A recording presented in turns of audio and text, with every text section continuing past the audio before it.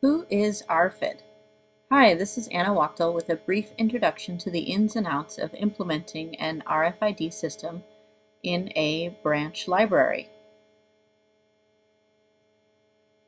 First, what is RFID? RFID stands for Radio Frequency Identification. Although it has varying applications, when used in a library, it is an efficient system of collection management through circulation and inventory. The components involved are a tag or sticker containing an encodable chip and tiny antenna, encoding hardware and software used to write information to the chip, and receiving equipment used to read the information on the chip and change an item's disposition. Why should a library implement an RFID system?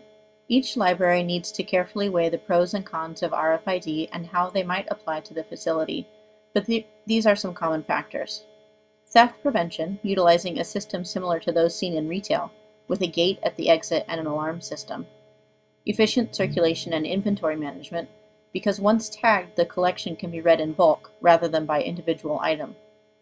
This also means that repetitive tasks and injuries experienced by library staff can be reduced, and thus can free up more time to assist patrons in other ways. Some cons include high costs to start up equipment and ongoing costs for tags. Possible technology incompatibilities if proper research has not been done to determine the correct equipment for the library.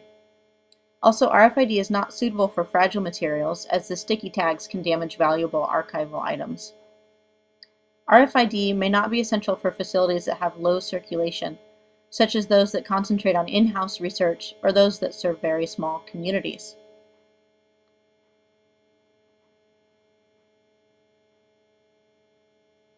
How does one tag an item?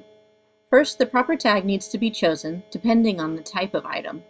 Tags come in different shapes and sizes suitable for different items such as books, CDs, or DVDs. The tag is placed in or on the item, then encoded with item identification, usually using the library's own proprietary barcode. The item is then returned to the collection to circulate either via standard circulation protocols or by utilizing a self-check system if the library chooses to add it. Patrons can use a self-check station to check out their own items rather than taking them to circulation desk staff. Inventory can be taken using portable receiving equipment and can be done in bulk as the equipment can receive multiple tag information at one time.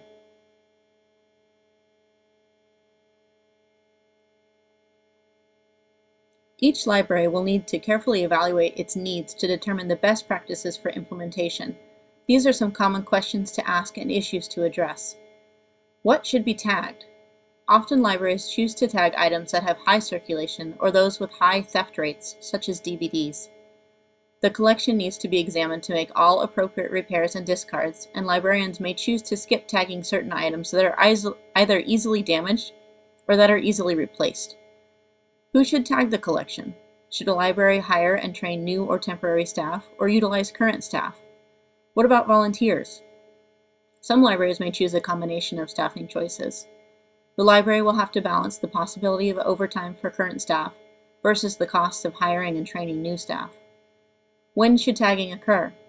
Since tagging is repetitive, it is best to limit the length of shifts and to tag in teams to increase efficiency.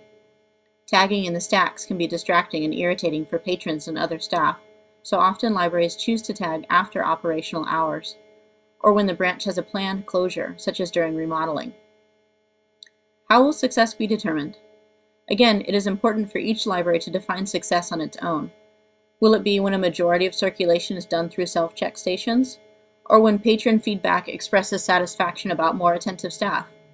Or will success be measured in different ways, such as the fiscal savings of not needing to hire additional circulation staff?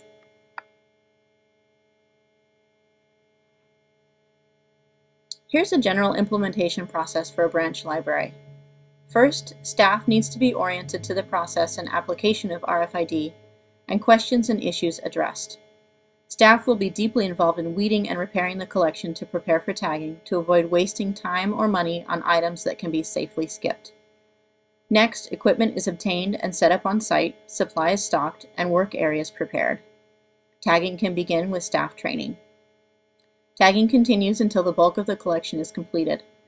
Finally, those items that have been checked out will need to be tagged as they are returned, and the next branch assessment begun. This process can take weeks or even months, depending on the size of the collection and the staff involved. However, if the library has been diligent with research and planning, utilization of the RFID system should be immediate.